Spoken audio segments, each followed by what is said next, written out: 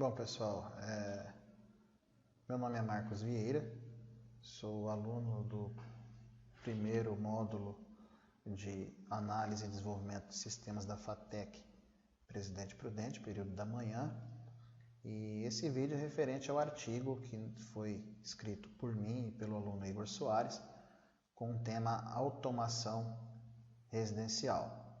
Então, vamos lá começar o assunto e detalhar mais sobre essa questão.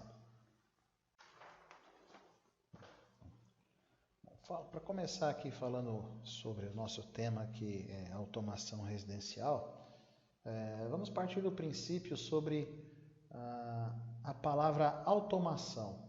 Qual o seu significado? Então, automação, ela, do latim, né, da palavra automato, significa mover-se por si só. Então, ou seja, é quase que óbvio isso para a gente, né? Toda vez que a gente escuta dizer que algo funciona automaticamente, ou aquilo ou isso é automático, quer dizer que funciona por si só, né? Funciona de maneira sem precisar da intervenção de outra pessoa ou de qualquer outro recurso, né? Então, esse conceito de automação, automatização ou tornar as coisas automáticas vem para auxiliar, né, o ser humano nas suas tarefas diárias. E isso ficou muito mais acentuado no período da Revolução Industrial, né, onde o objetivo era aumento do volume de produção, atender a demanda e, obviamente, tudo sendo feito de forma manual, não seria capaz de atender essas situações, né? E muitos dos processos foram automatizados, né, através da mecânica, através de equipamentos mecânicos, que são usados até hoje mesmo, né, vivendo aí na era digital, na era da robótica, da mecatrônica, né? Então, o conceito automação, ele passa desde o processo industrial, como eu acabei de falar, e também nos processos comerciais. Então, quando a gente ouve falar em automação comercial, quer dizer o quê?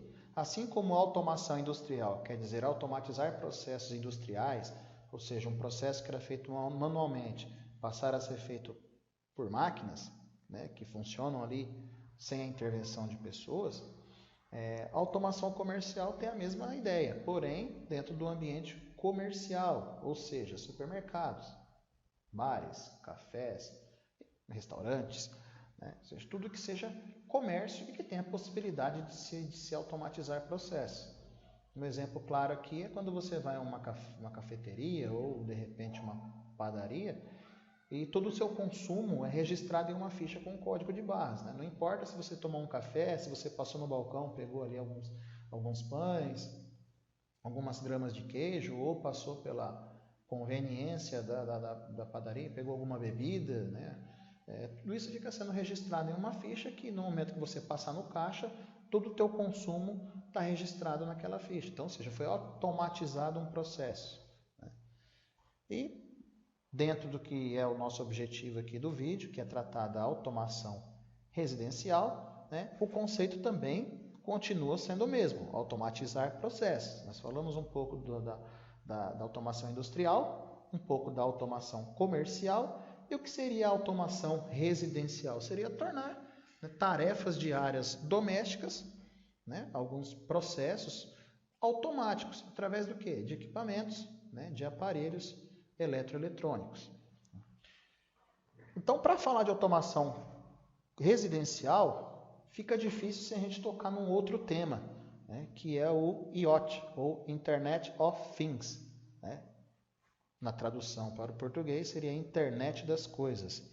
Então, essa sigla IoT é aplicada para esse conceito de Internet das Coisas. Então, vamos falar um pouquinho sobre isso aí. Internet das Coisas nada mais é do que uma revolução tecnológica, né, que tem por objetivo conectar qualquer dispositivo eletrônico à internet. Quando nós falamos qualquer dispositivo eletrônico, né, não fica restrito ao que é óbvio, como os celulares, smartphones, tablets, computadores, né? Algumas impressoras, enfim, vai um pouco além disso, né? Vai um pouco além disso, alcançando dispositivos que seriam aí até então inimaginável, como por exemplo, uma geladeira, um aparelho de som, um aparelho de ar-condicionado, uma cafeteira, né? Que são dispositivos que são utilizados no nosso dia a dia, na nossa vida doméstica, que poderiam ser conectados à internet e, através disso, também criar um processo de automação. Então, quando a gente não tem como tratar do assunto automação residencial sem falar de internet das coisas. Tá? E é bem amplo, né? Tanto é que se fala internet das coisas, ou seja, né, não fico restrito mais uma vez a computadores, tablets, smartphones. A gente pode falar sobre qualquer dispositivo eletroeletrônico. Tratando especificamente de automação residencial, por definição, o que é automação residencial? É tornar, né, a maior parte dos equipamentos eletrônicos da sua casa automáticos ou permitir que eles possam ser controlados remotamente através de um outro dispositivo, como por exemplo, um smartphone ou um tablet. Tá? Um exemplo aqui para ilustrar o que seria automação residencial, o que seria tornar equipamentos autônomos ou controlados remotamente por smartphones, seria bem simples. Né? Imagina que você gostaria de, ao chegar na sua casa, que o ar-condicionado já estivesse ligado, funcionando a temperatura desejada e que seu aparelho de som já estivesse tocando ali a sua playlist preferida. Tá? E que sua cafeteira já estivesse ali preparando um café quentinho, né, da maneira que você gosta. Tá? Tudo isso seria possível a partir do momento que esses dispositivos fossem conectados, né, à internet e que pudessem ser controlados através de um celular, por exemplo. Né? E você enviar esses comandos para esses dispositivos e que eles, de maneira automática, executassem essas funções. Tá? E aí abre-se ainda uma infinidade de outras possibilidades e de outros exemplos que a gente poderia citar aqui sobre automação. A gente poderia partir para a automação do sistema de iluminação, por exemplo, né, para que as lâmpadas pudessem se acender ou ajustar a iluminação conforme o seu gosto ou conforme o nível de luminosidade externa. Escureceu, eu quero que acende. Né? Determinado horário eu quero que desligue, se determinado horário eu quero que aumente, ou que apenas alguns ambientes fiquem com as luzes acesas.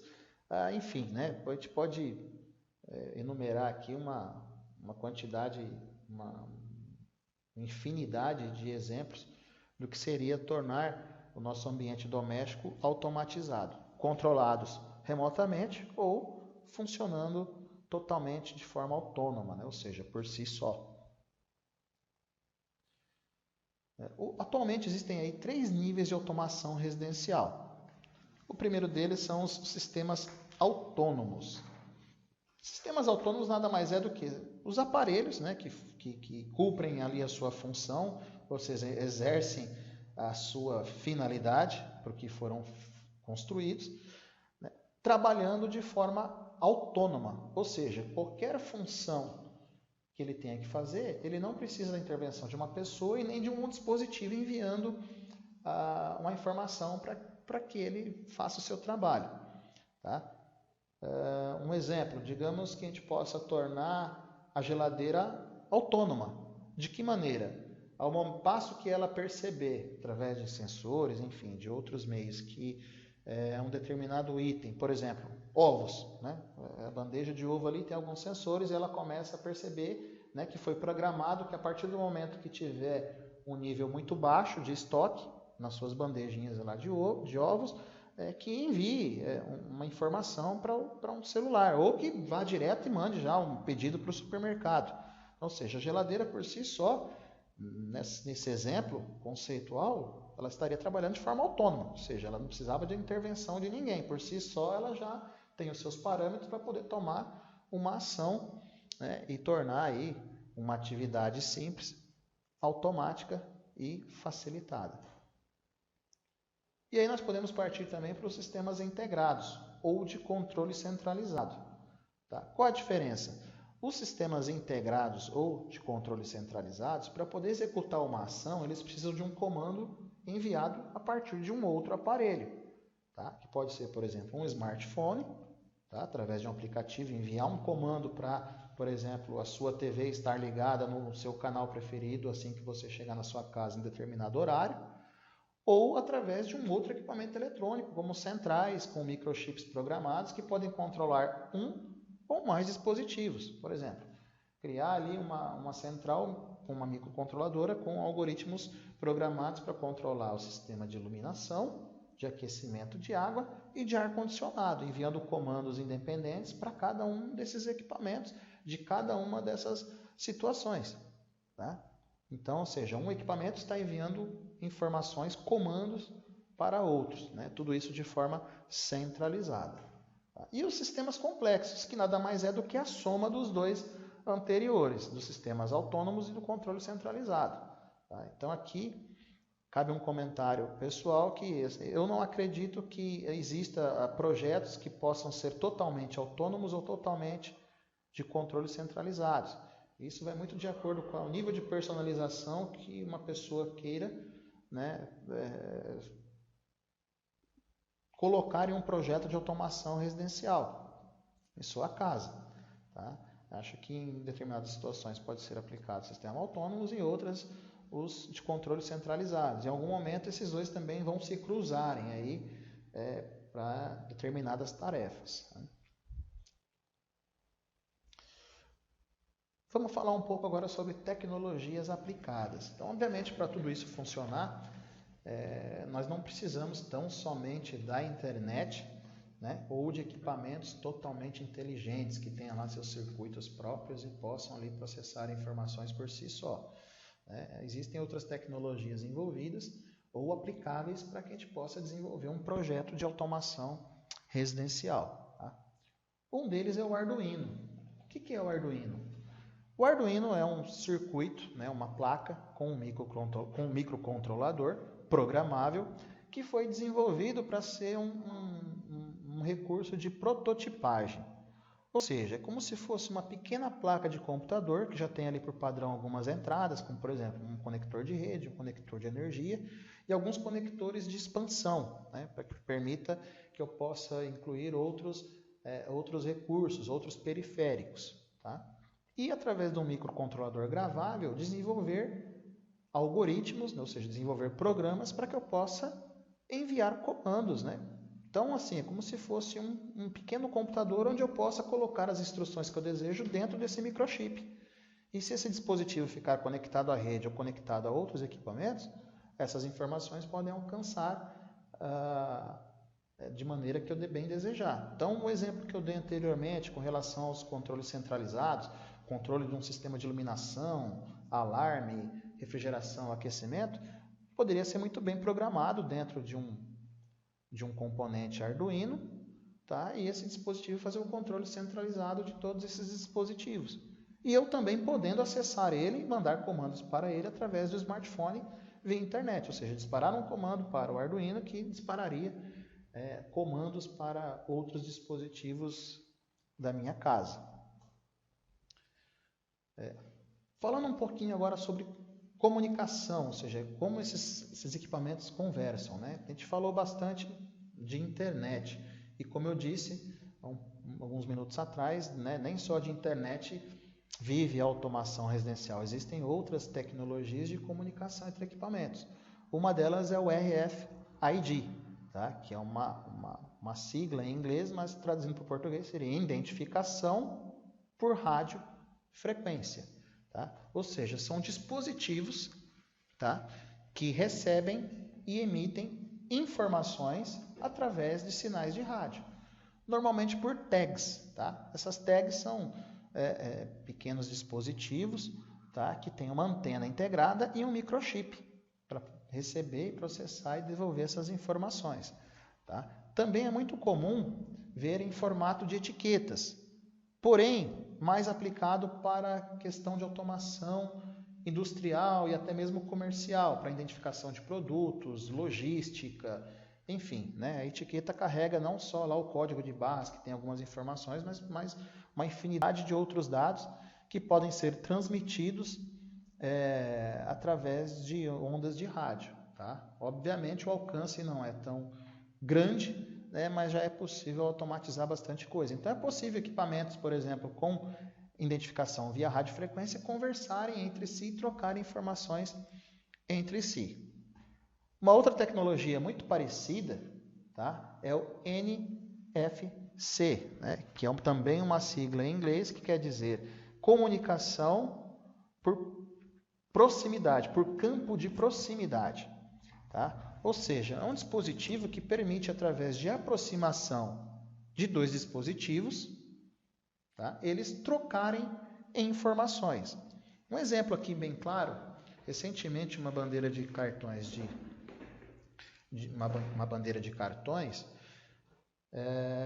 soltou uma propaganda onde as pessoas, simplesmente por aproximar o seu celular na maquininha ou até uma pulseira em formato de relógio, aproximando da maquininha, ela pode realizar as transações de crédito e débito e pagar suas contas. Tá? Isso seria um exemplo de sistema NFC. Né? Ou como na própria imagem aqui do nosso vídeo, né? O celular sendo aproximado a uma máquina de lavar. Tá? Isso pode permitir troca de informações, ou seja, não é só envio, é envio e recebimento. Esses dois dispositivos vão se conversar. Só que isso só funciona realmente por proximidade. Tá? Então são tecnologias aí que podem fazer parte de um projeto de automação residencial agregados ao óbvio que seria a internet, uma rede Wi-Fi, né? E os próprios dispositivos aí integrados. Por exemplo, hoje nós já temos TVs smart, né, que tem conexão com internet, aplicações próprias, né, e entre outros dispositivos aí.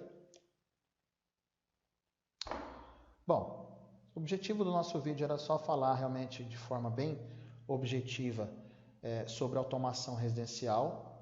O assunto realmente é bem amplo, né, o nosso artigo também ficou bastante focado nesse contexto, de dar uma base de informação conceitual, de aplicação e de tecnologia, para que a gente possa aí, de repente, despertar o interesse de outras pessoas a pesquisar mais sobre o assunto. É algo que realmente parece ser extremamente futurista, né? Poxa, uma casa totalmente controlável, né? Com aparelhos conectados à internet, minha geladeira fazendo pedido para o supermercado sozinha, minha cafeteira ligando e desligando por simples comandos via celular, né? Mas isso não é uma realidade, né? Existem aí alguns estudos que mostram que os números de dispositivos inteligentes vêm crescendo e que não é uma realidade aí tão futurista quanto a gente imagina. E que a maioria das tecnologias que são envolvidas, muitas delas não têm um custo muito elevado. Né? Então, a tendência é que isso se torne cada vez mais real e que abra oportunidades para nós aí que somos estudantes de desenvolvimento de sistemas, para desenvolver aí tecnologias, tanto para hardware quanto para software, para atender demandas que possam vir a partir aí do crescimento desse nicho, né, desse setor que tem grandes possibilidades aí de abertura e crescimento de oportunidades. Tá? Então, gostaria de agradecer mais uma vez e espero que de alguma maneira possamos aí, né, contribuir um pouco de informação sobre o assunto. Tá? Muito obrigado.